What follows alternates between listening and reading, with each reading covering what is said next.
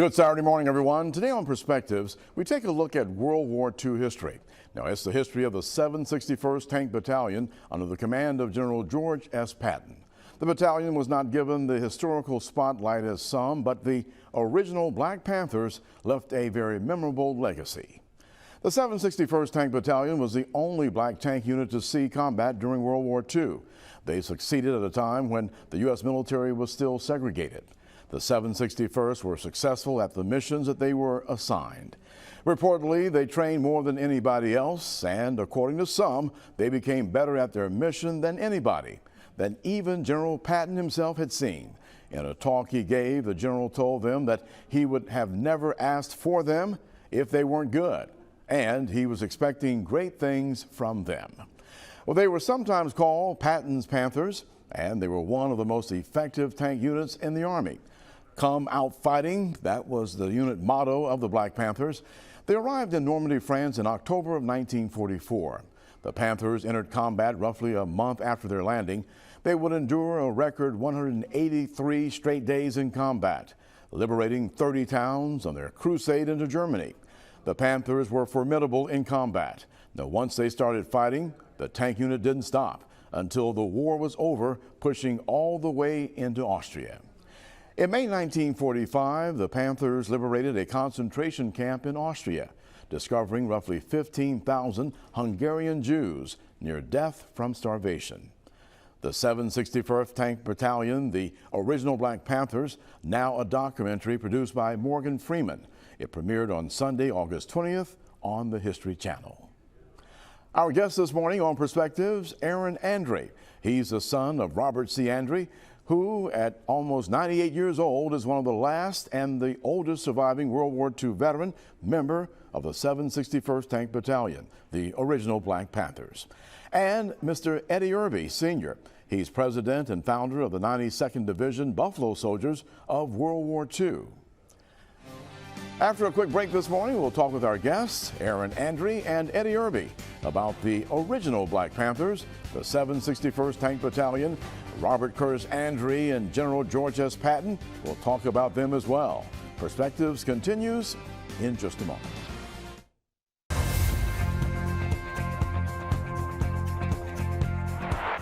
And welcome back to Perspectives this morning. We're talking to two very special guests, Mr. Aaron Andre and Mr. Eddie Irby, kind of rhyming there a little bit with the two names at the end. Yes. Thank you both for being a part of the program this morning and talking about a very important note in history that we need to always make sure that all the stories are told and not just a few of them, because this is one that as you go through growing up, you know, and you're a kid playing Army, you're thinking about the stuff you see on the movies and the TV, and little did you know there were people that you could have been memorializing, in fact, with some of the stories that have not been told. Well, let's start this morning, and if you would, Mr. Andre, when did you first hear any of the stories from your dad? Were you young, or he started talking about it when you were older? How did it happen? Well, of course, growing up in our household, we were all aware that Dad had been injured during World War II.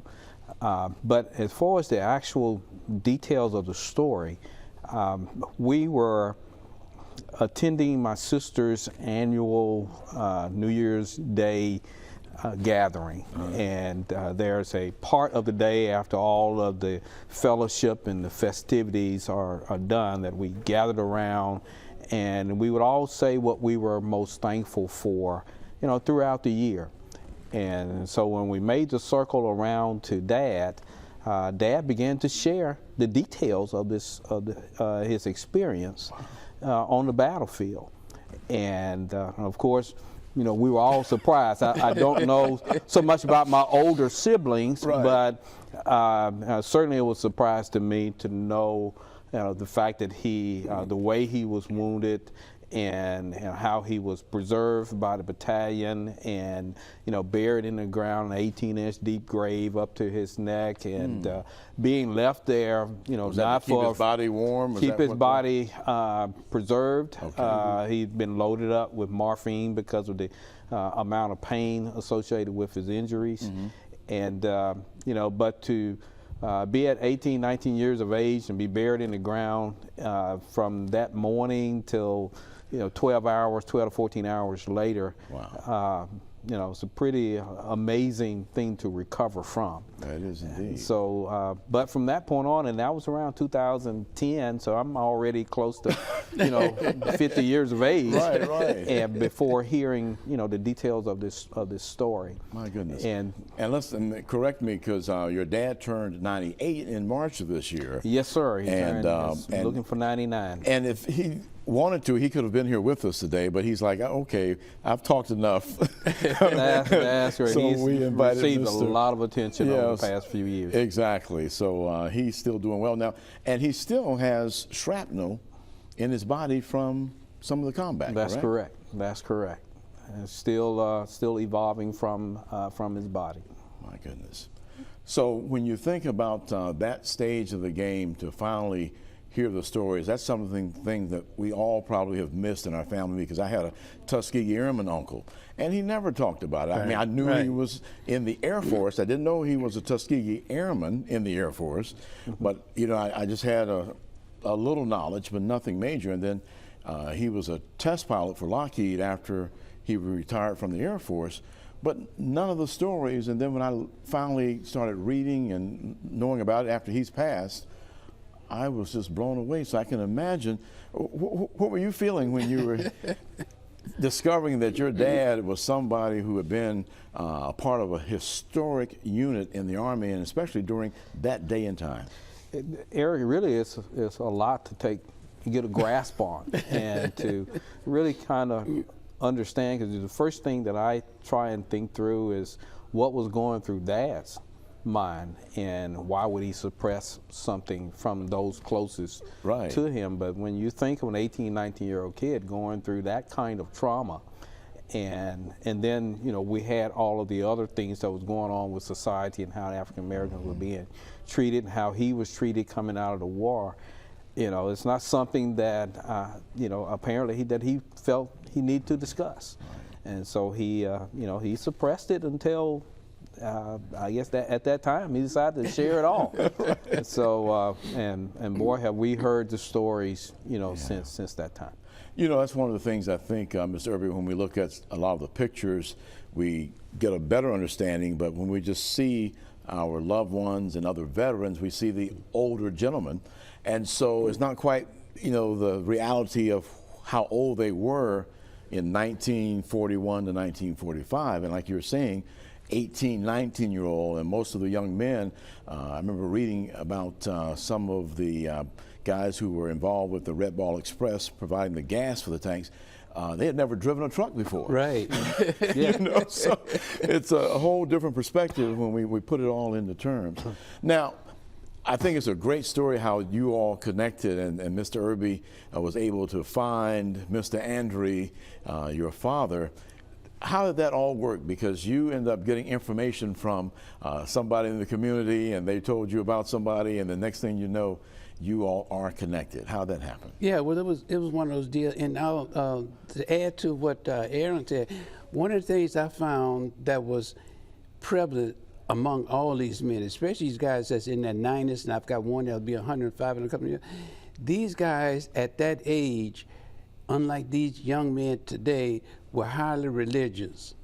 They put God in front of everything, even though, and that's what got him where he is now. All Mr. Andre wanted to do, he just told the Lord, I want to get back and see Lily. Right. So I assume that his wife. Yeah. His wife, yeah. He ended up marrying her, and they stayed together for over 70 years. Wow. So it was one of those things. And I got three other guys. The guy's 105 years old. The other two men, that's another man in McIntosh, Mr. Abrams. He's 103. I've got his history in your tablet when you get done. This gentleman has 29 children, 65 grandchildren, and 125 great-grandchildren. He came back and lived a life. He came back, yeah. And he's up there now. He drives a 1953 Ford F100 with the steering wheel. Right. Years on the wheel there. But these guys, especially Mr. Andre, these guys, they just said they wanted to get back home. They were grateful to get back home. Their childhood sweetheart was there waiting for them. They got married, and they didn't want to bother their children with that. They wanted to be the man of the house. They wanted to raise their families. They wanted to do for them and provide for them because the Lord had provided for them in the worst part of their lives. Right. And so they were in very ferocious combat situations. They weren't in the background or in an office somewhere, but they were there front as line. the lead. And yeah, so, on the front line. Did he tell you about any of those close scrapes when they were driving into Germany? No, my dad's tenure was cut short, second day in battle. Okay. And so that took him out of the theater, for the war. And so they were 183 days, and he got the first 2 days of it, and then was taken out. And what a blessing, though, he survived that, because that is a major part of going into combat. My wife has an uncle who was a Tuskegee Airman, and he gave it all there in Austria flying, and he did his mission but didn't make it back. So that's a blessing. It is a blessing. And how many kids? How many 8 of you kids. all? 8, okay. 8 kids, 6 boys and 2 girls. Wow. Well, we're And going to that take M4 Sherman tank that he was in. hold that 1 second. We're going to take a quick break. Okay. And we come back, we'll continue from there. Okay. Mr. Andre, Mr. Irby, and we're talking about the 761st, and of course the heroics and the life that your dad has lived as well. Thank you for joining us on Perspectives this morning. We'll have more in just a moment.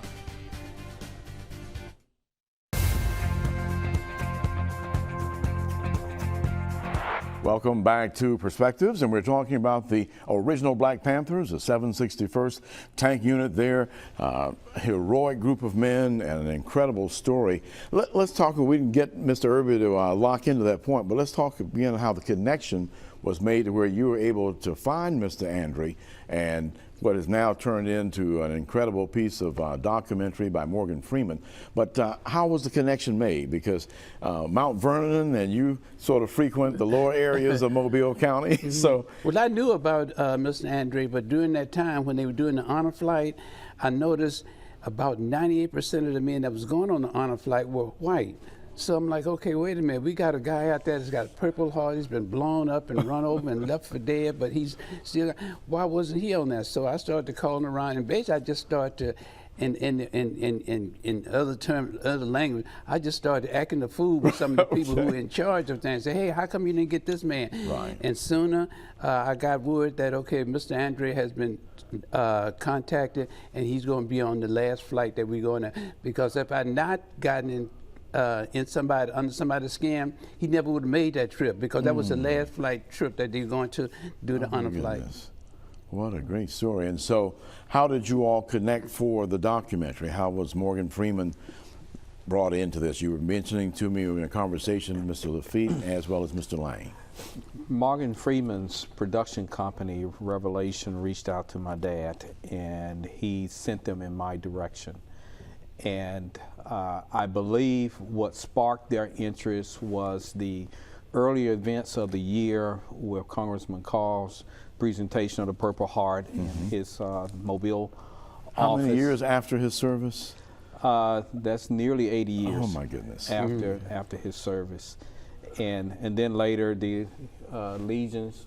Yeah, the the French Foreign Legion came over to decorate him on D-Day of 2022, and when they called, the French called like a month ahead of time and said, we'd like to get in touch. I said, no problem, we'll get them together and get the family lined up. And they came over with the French Foreign Legion, and that's sort of like the Medal of Honor that the Americans get. Right. And they came here and decorated, and we have been close friends ever since. So that is really, I think, what sparked the interest, and so when they contacted me, we were able to make a February arrangement for Mr. Freeman to come to my dad's house and to do an interview. And of course, from there has now become a documentary and available for everyone to see on the History Channel, and to hear your dad share his stories as well as the exploits of all the others. Mr. Irby, I can understand it, but tell us why this lights a fire under you, because I know how connected you are to different causes for veterans. How is this a part of getting you excited as well? Because I can always tell when you're in it. Yeah, well, you know, the 92nd Division and the 761st basically were an army all by themselves. You know, blacks during that time were in charge of everything.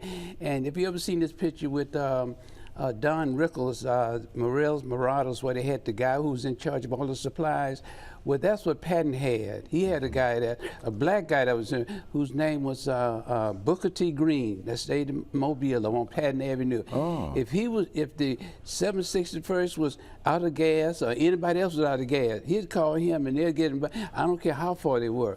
So, you know, it was all that connection that they had there, you know. And we weren't talking about old men. We were talking about boys as young as 14 years old. Oh, my goodness. 14, 15, 16, 17. A lot of people smudge their age to get in. Yeah, That's right. yeah. They, you know, but during that time, especially them old country boys like Mr. Davis in Pritchard, he was 14 years old, but he lied by his age. But he had told me that, hey, at 4 or 5 o'clock in the morning, Mom and Dad would get me up, we'd go out and work in the cotton field. So at 14 years old, you were built like you were 35. Right, that's right. Some hard work to do back in those days. That's and during right. that time, blacks really didn't count in the American military. Right. They were basically cannon fodder. They said, okay, just sign here, get a rifle and go shoot. Same thing with the tankers. They gave him the M4 Sherman tank, you know, which basically they call them the Ronson lighters, because if you hit it with a BB gun, it'll blow up. You know, so they got them, but the mistake that the military made, they gave these boys their tanks in 1940. They wouldn't let them fight until 1943. And if you give a country boy a tank or something that's got a motor in it, it's going 25 miles per hour. When he gets through it's going to be 50 miles per hour. Right. And I've heard the story about what the brothers in the Red Ball Express did. They made some changes there. Yeah. Well, let me ask you this before we run out of time here, because this is such an important story. Why is this important for everyone in America to know? This is American history. Why is this important for them to know? Well, first of all, it is a part of history. It is a significant part of history, and you know, history is the foundation of our future. So it's important for everyone to know.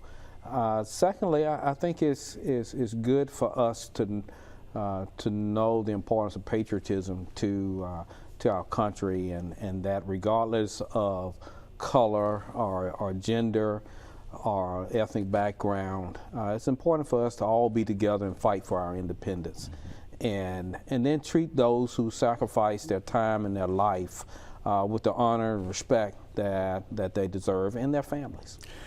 And Mr. Irvin, you were making a point about how the black soldier was treated and not concerned or expectations on us, but we had a track record from the beginning of the French and Indian War, the American Revolution, of course the Civil War, the Spanish-American War, and what was going on? Why didn't these guys they weren't receive? resentful. When they came back, all they wanted to do is, like I said, come back, marry their childhood sweetheart, and this sort of thing. But I'm saying, no, but why weren't they respected for all of the service in previous wars and events that happened in this country? Because they had proved themselves on the battlefield. Yeah. So what was the problem? Why weren't they welcomed into the fighting forces? Well, I'll tell you, 3 men told me the same thing. My uncle, Liddell Perry, Henry C. Williams, and Mr. Davis. He said, well, you know, basically they were afraid of blacks. You know, blacks was in a thing where they were always second class. All of a sudden now you're going to teach this man to be a professional killer and then come back to the country. And this was it just resonated all over in the military first and then in business and everything else. So, but these guys weren't thinking about that. They just wanted to come back and be part of the American dream. Right. And you saw all the machinery of driving that patriotism message that happened during World War II. So you can only imagine, especially for those people who were in Mobile with the whole shipbuilding thing, and even had women building ships and airplanes. And so they wanted to be a part of that. That's right. Well, you know, it's an incredible story, and I encourage everyone to make sure they check it out. There are books that were written, and one of the stories that Mr. Irby told, this book is by Kareem Abdul-Jabbar. Right. His dad, Mr. My brain moved fast. Alcindor was one of the 761st, as well as baseball great. Yeah, Jackie Robinson. Yeah. That's right. Yeah. What a life Jackie Robinson these had. guys, Yes. this was basically the start of the actual civil rights movement, because 80 to 90% of those men who went to World War II came on to be lawyers, doctors, professional people, federal judges, federal marshals, and everything else. And that's one other we're going to do a story on. Bass Reeves. You heard the story of Bass Reeves, haven't you? I'm not sure, but we've unfortunately run out of time. But we'll have you guys back, and we'll talk even more, because this is American history that everyone needs to be aware of, especially in a military area that we're in. Yes. Gentlemen, I thank you, Mr. Andre, Mr. Irby, for being a part of the stories that you have been enlightening us with and getting us up to date of where we need to be in our history. We thank you both so much. My pleasure. Yeah, same here. And if you'd like more information, you can contact Mr. Irby through the 92nd Infantry Division, Buffalo Soldiers, World War II.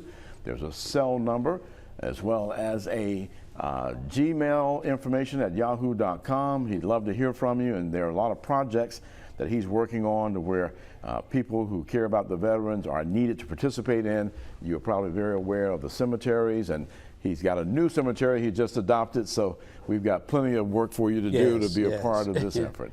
We thank you so much for joining us here this morning on Perspectives.